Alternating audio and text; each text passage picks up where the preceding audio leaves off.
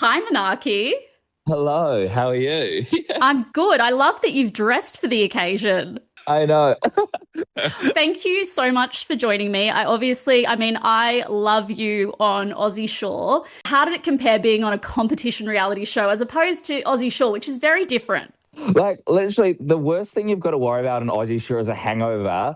Whereas, like, this one, I was getting more of a headache wondering who I can trust and if this person's lying to me. So, like, it was definitely a different show, but I love the whole, like, having to be switched on and having to read into things and all the different clues and evidence and stuff. So, I loved it. It was such a great experience. Yeah, I feel like competition reality suits you because, there you were at the round table and you identified the three traitors. You named three traitors at your first round table. So I guess that was your downfall. Tell me about that. Did you realize you were that close and that you were onto them all? Well, that's it. I didn't realize I was onto them all. I obviously knew I was onto one of them. I definitely knew Alvin was a traitor. So I was literally coming in the next day to take him out. I think with me, I'm a very logical person, whether you've seen me on Aussie Shore or other shows. When I go into arguments or like anything, I come in with receipts and facts. Like that's just how I am as a person. And so I came in with receipts and facts at this roundtable and I probably should have kept my mouth shut, but as you'll know from Aussie Shore, that's a bit of a hard thing for me to do. How did you know it was Alvin? So there was like a few things. So the challenge that we did, the dunking one, his team was the only one that got them right. He was also There's also a question. It was like who was the most trustworthy, and for some reason it was Josh, but everyone knew it was it's like Alvin would be the answer for that question. He knew about the Kira thing. When Shane left, he was like crying, but then I'm also like, you voted for her. So, and then there was like in my head, there was like the Red Riding Hood analogy of like, the sweet little grandma, but it's like really the big bad wolf. And that's it all clocked in my brain. I'd written in my diary that night, Alvin, Alvin, Alvin, Alvin. And obviously I was right. I guess people may have a certain type of perception of you from being on a show like Aussie Shore. Do you think you surprised some people? Yeah, I think a lot of people underestimated me, like in and out of the house. I think when you're such a chaotic and loudmouth like myself, like you're just like, oh, it's just like another loud person. But when I dropped that bomb at the round table, everyone was like, wait, you're smart.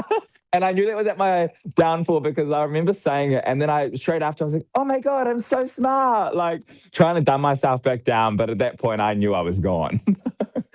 I have to admit, I really enjoyed seeing you and Lawson stick up for Shane Gould around the round table. Can you tell me about your relationship with Shane? Look, like that's the thing is they didn't really show much of it, but I was defending her today. She like was quiet and I was like, why are you guys going on her? I think there was like a comment made on like she wasn't interacting with conversations and she was kind of just taking the back foot. But when you're in a different generation compared to us, which are on these love shows and all these different things, how are you going to try and relate to us a little bit? Like it's a bit hard to relate, but I'm always one that if I see someone getting kicked down, I'm not going to sit there and let it happen. And I think that's what was happening. And I was like, no, I will stick up for you, Shane.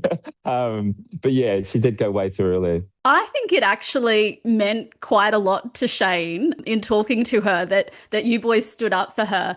I guess she did also tell me that it was a culture shock when you and Lawson were telling her about the types of shows that you were on. I did watch that. I watched the little clip from your podcast with her.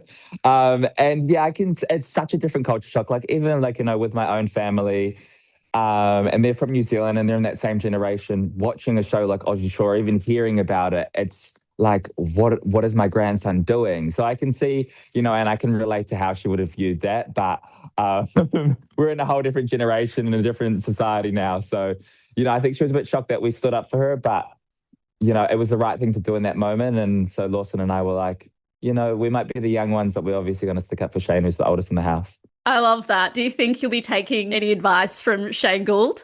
Look, I'm just like unapologetically myself. So, I'll still be doing my things. And, I guess the one of the big takeaways is just like, what's next? Like, what's next for me? And, when you're in the reality TV and social media space, it's always about the what's next. So definitely will take that on board. Whether or not I will dim my light is a different question.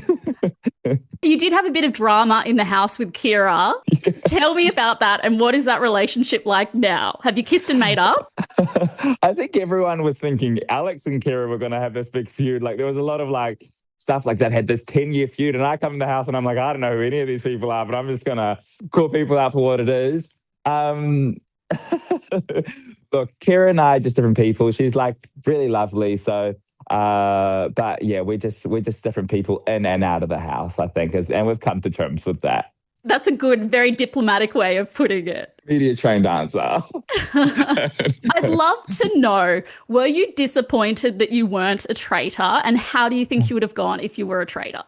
I am a little bit disappointed. I don't think I would have lasted long. As we all know, I can't like tell a lie. When I tell a lie, I usually either catch myself out in it or I would laugh.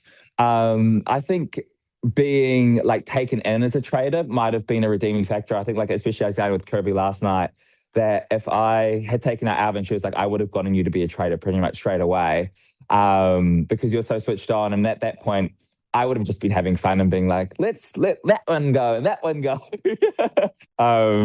But yeah, it would have been fun to be a traitor, but also being a faithful was such a fun game as well. Yeah, I think you could show a bit of your strategy and your smarts in being a faithful, but unfortunately it got you killed. Yeah, I know. That's the thing is like when you're a faithful, I've got nothing to worry about. Like I'm going to break, like the only thing I've got to worry about is being murdered at night. Whereas when I'm at a round table or everything like that, I know I'm not guilty, so I don't have to prove myself to anyone.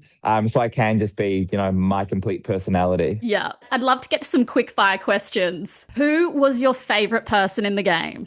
Definitely Henry. He was so switched on. I was coming in that next day to like be mates with him. It didn't really show it on screen, but we had some good conversations and I knew he was a faithful. And I think that if we'd put those two and two together with like the Kirby situation, everything, we would be taking her out, both of us together at a round table. If you were a traitor, who would you have murdered? Probably Alvin. Yeah, he's too sweet, too kind, and I'd just be like, nah, Alvin, I'm sorry. Like, love you, but you'd have to go. Who surprised you most in the manor? Definitely Kirby. I think Kirby, I've met her outside the show. She's so genuine. She's so sweet. So even watching her on screen be so conniving and switched on, it's like just a masterpiece to watch. Who were you most starstruck by? I don't know if any of them were. I'll be honest. You like a few people, but I guess just seeing the Housewives, I didn't know who the Housewives were, but you knew, like when I found out there was Housewives there, I knew who they were when I walked in. Like you could just tell. So probably just them. They've just got like a poise to them that they come and walk into a room. You can tell a housewife. Yeah, I was like, I don't know who it is, but I'm pretty sure it's those two. They were like little blue bag, like Louis Vuitton. I was like, yeah, that's a housewife. Who would have the best time in the Aussie Shore house? Definitely not Shane. Who knows? After a few reads, she could begin to silly. I think Gamble, low-key. I feel like Gamble would love it. Like Gamble or Chrissy. I feel like they would actually love the vibe of the Aussie Shore. Yeah, I mean, Paramount, make it happen. No, get too wild, and then all of a sudden it'd be like a wine dinner table, and it'd be fun times though. Thank you so much, Manaaki, for your time. I really enjoyed watching you on the show. I think it's a real shame that you got murdered. But yeah, looking forward to, I guess, seeing you in another season of Aussie Shore. Yeah, who knows? Might be coming out sooner than expected.